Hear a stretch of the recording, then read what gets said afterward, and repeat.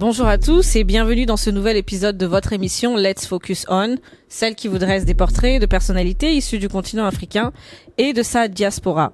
Il y a quelques semaines de cela, nous étions dans le 18e arrondissement de Paris à la rencontre d'une personnalité originaire du Mali, un homme de terrain fortement engagé dans le milieu associatif.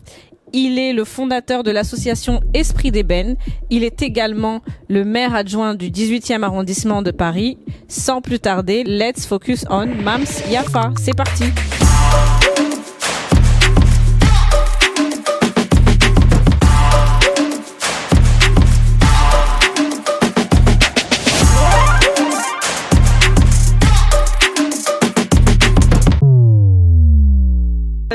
C'est un habitant de la Goutte d'Or. Il a cofondé une association qui s'appelle Esprit d'Ébène, qui a mené des campagnes sur le paludisme, mais aussi contre la dépigmentation, qui est un sujet de santé publique. Mams, bonjour. Bonjour. Comment vas-tu ? Écoute, pas mal, et puis bienvenue chez toi, chez nous, chez moi. Chez nous, oui. Voilà. On va y revenir de tout ça. Merci de nous recevoir, nous accueillir dans tes locaux. C'est un plaisir. Alors, Mams, je disais tout à l'heure, je rappelle que tu es le fondateur de l'association Esprit d'Ébène. Est-ce que tu peux nous expliquer comment a démarré l'aventure Esprit d'Ébène ? Alors, l'aventure Esprit d'Ébène, elle a démarré en 1997. Moi, je revenais d'une expérience footballistique en province, notamment dans la Sarthe. Donc, suite à un accident, je suis revenu sur Paris et j'ai un peu navigué dans les assos du quartier, notamment de la Goutte d'Or. Oui. Et je trouvais qu'il n'y avait rien qui nous correspondait au final.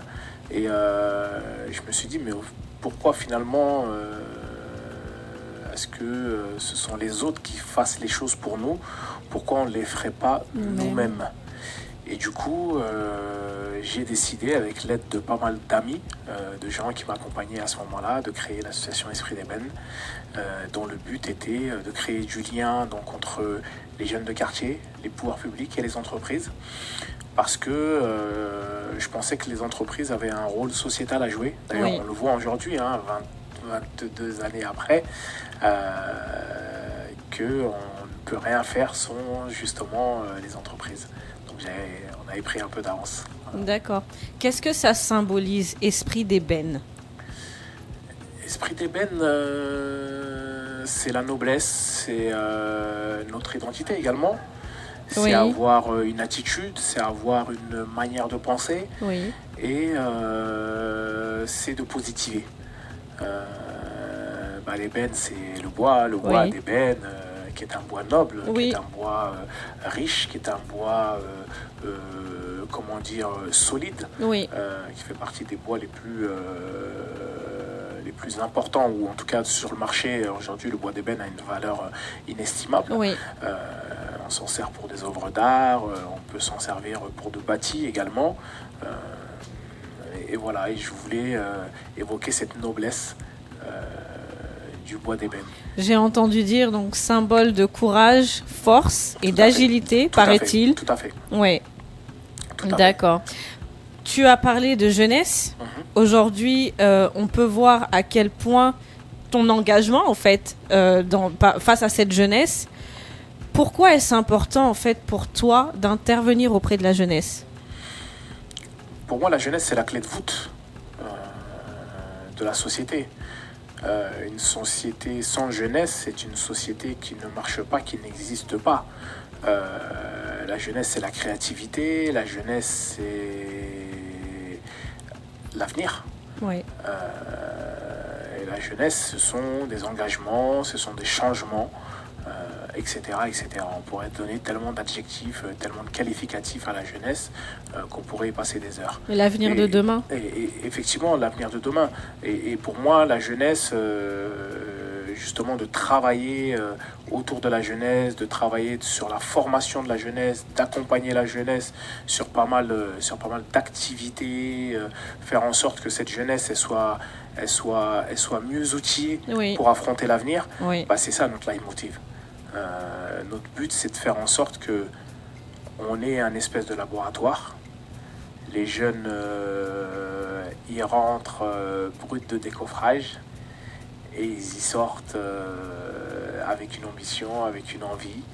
Et quand on en sauve juste un, l'objectif, il est atteint. Il est atteint, oui. Qu'est-ce qu'elle revendique justement, cette jeunesse?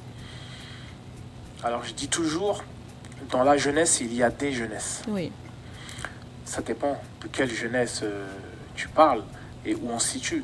Est-ce qu'on parle de la jeunesse européenne? Est-ce qu'on parle de la jeunesse africaine?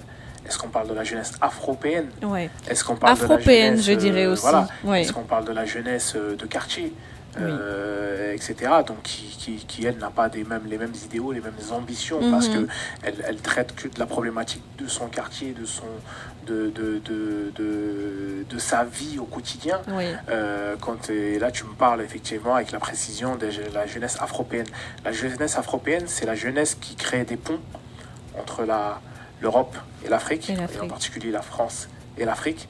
C'est cette jeunesse qui finalement, quand on regarde de plus près, ils ont les mêmes idéaux, ils ont les mêmes envies, ils ont les mêmes besoins, oui, ils ont la même façon de rêver, qu'on soit aujourd'hui à la Goutte d'Or, qu'on soit à Kinshasa, à Nouakchott, à Bamako, ou à Lagos, ou je ne sais où. On a les mêmes aspirations. oui. Il y a l'aspiration de réussite, l'aspiration d'envie, l'aspiration de créativité et le fait de réussir un pont entre ces jeunesses. Oui, Bah, pour moi, c'est ça la clé de voûte, parce que ça veut dire c'est le vivre ensemble et c'est converger ensemble vers un meilleur équilibre mondial, si on peut Oui. dire ça comme ça. Alors, justement, tu es très attaché à tes racines. D'ailleurs, on peut le voir où on se situe là aujourd'hui. Et dans une interview, tu as déclaré, je cite, « Il ne faut pas faire fi de ses origines. Au contraire, la chance de la France, c'est d'être multiculturelle et c'est d'avoir des origines diverses. » Alors, ma question, en quoi cette double culture impacte tes choix aujourd'hui, tes actions, tes activités? Cette double identité, cette double culture, pour moi, comme je l'ai dit dans cette interview, d'ailleurs dédicace à Fatou Birma, Spot Africa, pour moi c'est l'ADN. C'est l'ADN qui me fait avancer. C'est un carburant. C'est-à-dire que lorsque je me retrouve dans des débats, lorsque je me retrouve sur des projets, lorsque je me retrouve dans des confrontations quelconques, je fais appel à mon fort intérieur et qu'est-ce que j'y retrouve? J'y retrouve mon éducation française de l'école républicaine, mais j'y retrouve aussi, surtout, mon éducation africaine, celle inculquée par mes parents. Et les deux, finalement, sont un savant bon mélange et font en sorte que je peux exceller dans ce que je fais, font en sorte que je peux affronter et font en sorte que je suis mieux armé justement pour aller de l'avant. Et je crois je le dis haut et fort, que cette double culture est une richesse dont on n'imagine même pas les contours. Oui. Voilà. Et que à partir du moment où j'ai un ami qui a repris ça de Jamel Debbouze d'ailleurs, qui dit toujours mais on ne choisit pas entre son père et sa mère. Ouais, tout simplement. Ouais. Voilà. Ça veut dire ce que ça veut dire. Voilà. Ouais. Mais est-ce que tu trouves justement, on parlait de cette jeunesse à l'instant, est-ce que tu trouves que cette jeunesse aujourd'hui est en quête de ses origines? Évidemment. Évidemment. Aujourd'hui, moi, dans les multiples activités que je mène, j'ai fondé l'élection Miss Mali France, d'ailleurs, en 2002. Et à travers cette élection, à travers les questions et les questionnements que peuvent se poser les protagonistes, on retrouve toujours cette quête et cette recherche identitaire de sa double identité. D'où je viens, comment je me situe dans la société. Et notamment, il y a un truc qui revient souvent, c'est quand on pose la question, et j'avais fait une exposition en 2012 sur le parvis de l'Hôtel de Ville, qui s'appelait Diaspora et indépendance africaine. Oui. Et à ce moment-là, on posait la question aux gens qui passaient, vous vous sentez plus français, plus africain, plus ceci, plus cela. Et beaucoup finalement de cette jeunesse à la double culture nous disait et revendiquer sa double culture et revendiquer son origine ou l'origine de leurs parents. Et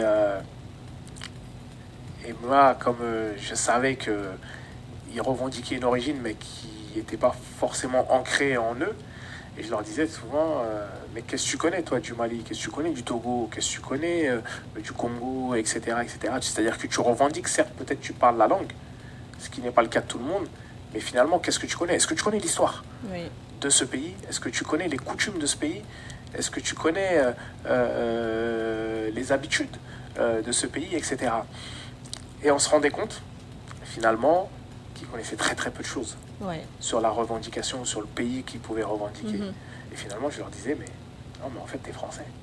T'as juste un problème identitaire, de quête identitaire, de savoir où est-ce que tu te situes. Parce que quand tu es en France, on te renvoie vers une couleur ou vers une origine. Et lorsque tu vas là-bas en vacances, on te renvoie vers la France. Et donc, tu es cette espèce de, je dirais, de courroie de transmission entre un continent et un État. D'accord. Alors, justement, pour aller un peu dans la continuité de ce que tu expliques, on a pu voir en fait que tu as pris part aux rencontres, aux débats dans le cadre du nouveau sommet Afrique-France. Qu'est-ce que ça représente pour toi? Pour moi, ce nouveau sommet, ça veut dire qu'on est à l'aube et on commence à franchir un pas. Les sommets habituels qu'on avait, c'était les rencontres de chefs d'État, Chirac, Mitterrand, De Gaulle, Pompidou, Hollande et j'en passe. Et là, on arrive dans un nouveau schéma où on s'approche finalement de la respectabilité et du win-win. En gros, on prend en compte les véritables acteurs de ce que peut être la relation France-Afrique. Parce qu'on a toujours mis en exergue les chefs d'État, des ministres, peut-être des hommes d'affaires, etc. Mais en réalité, la vraie relation, c'est le peuple. C'est nous, c'est toi, c'est moi, c'est d'autres. Et c'est ces gens qui œuvrent tous les jours en direction de leur pays d'origine ou vice-versa.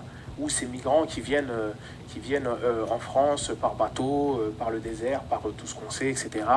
Et c'est ça en vérité, les relations France-Afrique. C'est ça la jeunesse.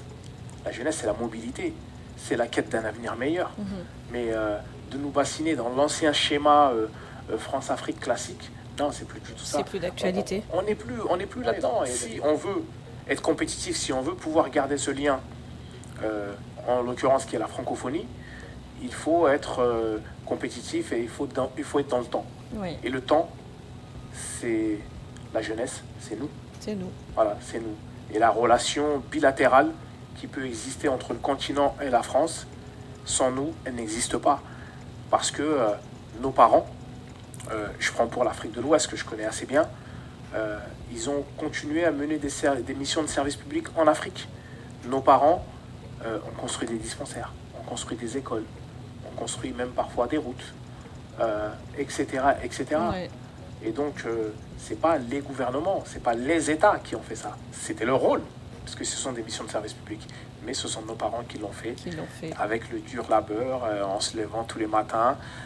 Je pense que la meilleure façon que les quartiers populaires soient représentés, c'est qu'il y ait des gens issus des quartiers populaires qui soient sur des postes éligibles.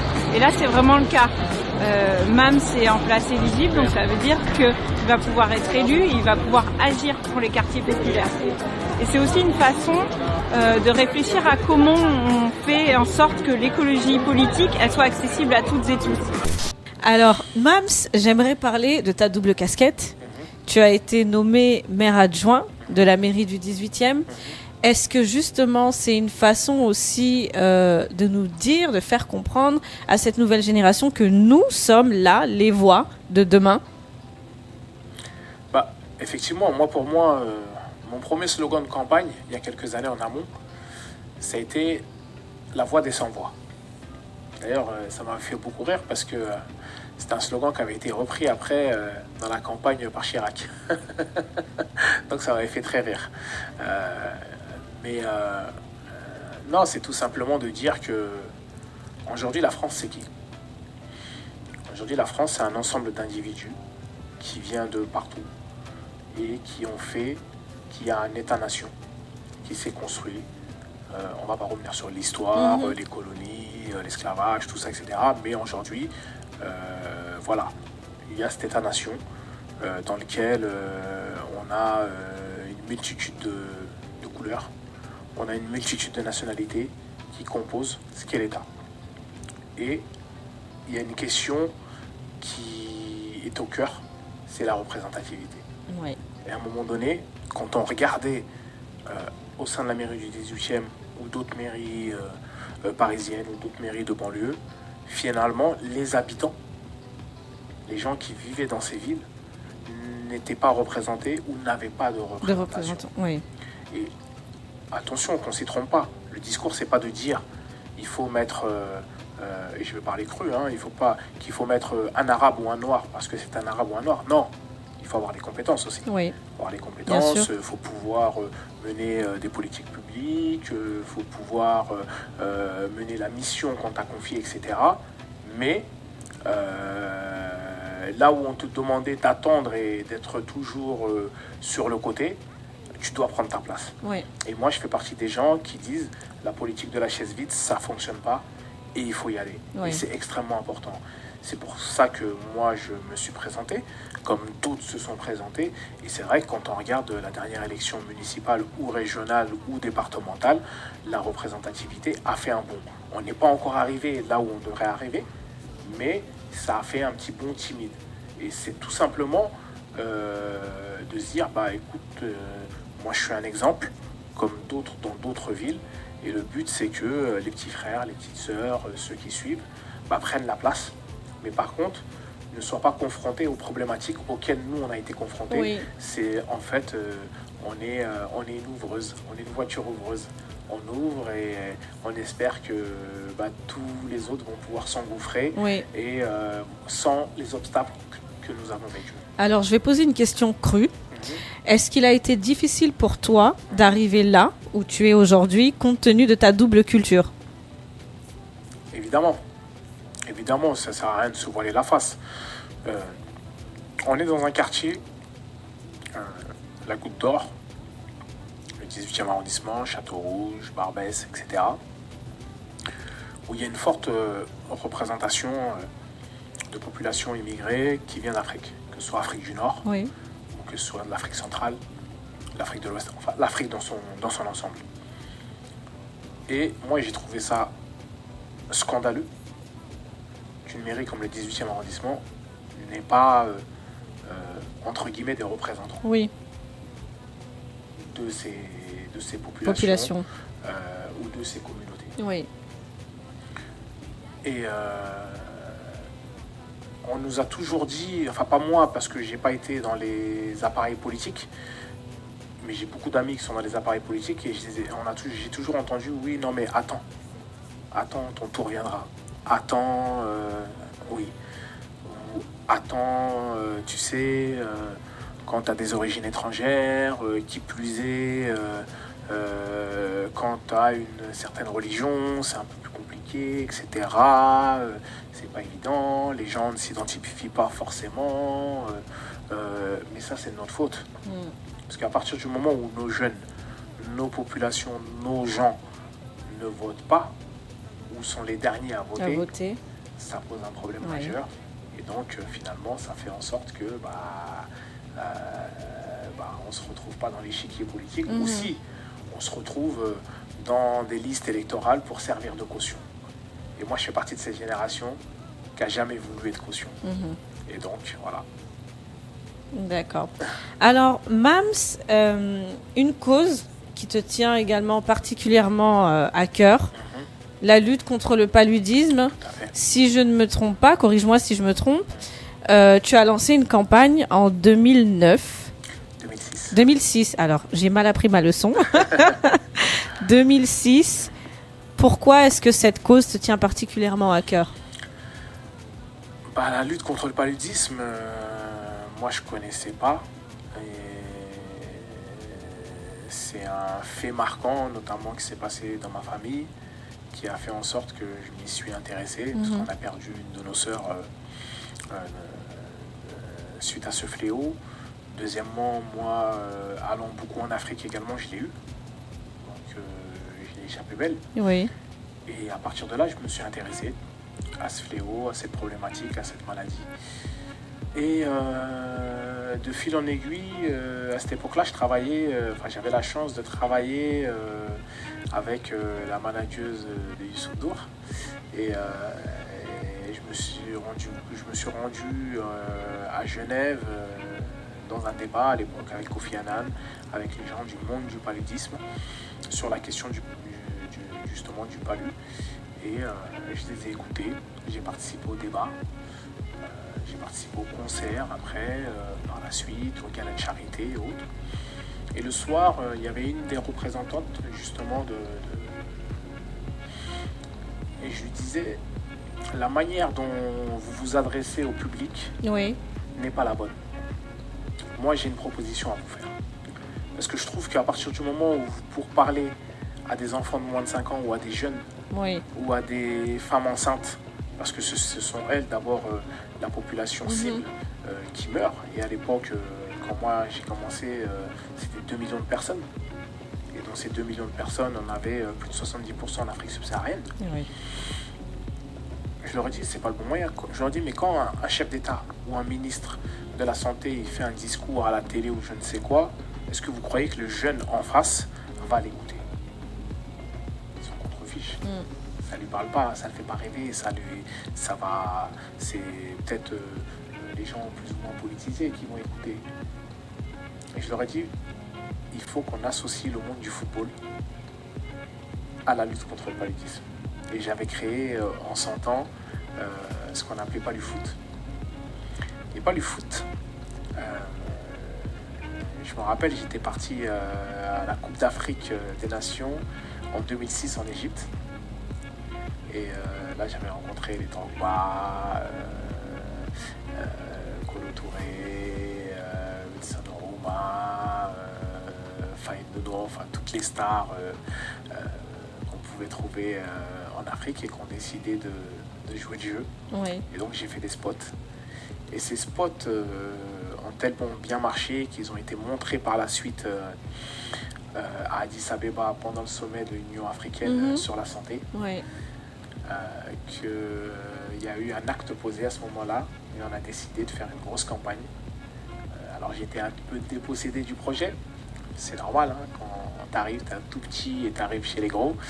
Et c'est devenu la campagne par la suite United Against Malaria, notamment financée par la Fondation Gates.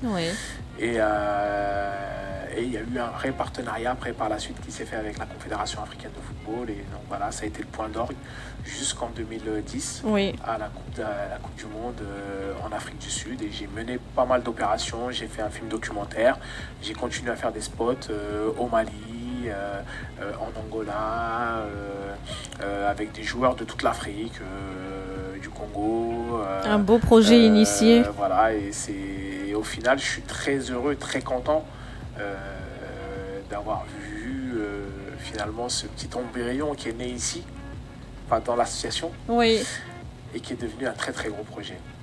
Et puis il y a des gens qui se sont rappelés de moi, qui ont continué à me faire travailler dessus, et jusqu'à une certaine période où le programme a battu de l'aile, parce que les partenaires, en tout cas les gros partenaires, avaient quitté l'opération, et en fin 2018, ils m'ont rappelé. Et là, je me retrouve à organiser 2 grosses opérations en 2019, qui est la Journée mondiale de lutte contre le paludisme à Paris, à l'Hôtel de Ville, qui était un extrêmement gros événement. Et surtout, la même année, je me retrouve à organiser le village paludisme au Fonds mondial. D'accord. Là, il y a tous les chefs d'État, il y a Macron, il y a machin. Et là, c'est chef d'État du monde, quoi. C'est-à-dire que c'est pas uniquement chef d'État d'Afrique. Et voilà, et ça, c'est des actions qui ont été saluées. Et encore aujourd'hui, j'ai la chance de faire partie du board sur la lutte contre le paludisme. Il y a des avancées considérables. On a fait quand même un bond, mais Et c'est le discours que j'ai fait il y a quelques jours, là, où j'étais invité, on m'a remis un prix à Festimali sur la lutte contre le paludisme, justement sur ces actions qu'on a pu mener. Et je disais, attention, on est en train de nous bassiner sur le Covid, oui, Covid par-ci, Covid par-là. Mais il y a d'autres... Il y a encore 425 000 morts du palu en Afrique. Principalement Congo, Cameroun, Mali, Burkina, Mauritanie et le 6e Niger. D'accord. Alors Mams, notre interview touche à sa fin. Mais avant de se quitter, j'ai une dernière question. Si je te dis Dierentie do Fourchetti, qu'est-ce que ça t'évoque? Je vois que tu es très très bien renseigné. J'ai des indices de partout. C'est pas juste. Ça s'appelle un kuba, ça.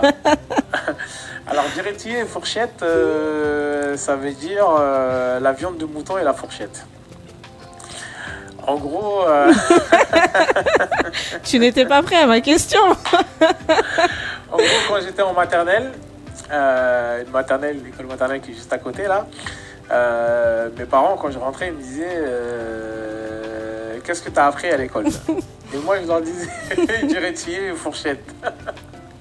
En gros, la seule chose que j'ai appris à l'école en maternelle, c'était manger la viande de mouton et la fourchette. Elle fait j'avoue, j'étais pas prêt. Bon, une petite anecdote pour la fin. J'avoue, j'étais pas prêt. Merci beaucoup, Mams. Merci pour toutes ces explications. Et c'est vrai qu'il faut dire aujourd'hui que ton parcours quand même nous inspire beaucoup, nous enseigne. Merci pour avoir pris le temps de répondre à nos questions. Merci à vous également qui nous suivez. Je vous donne rendez-vous très prochainement. À très bientôt.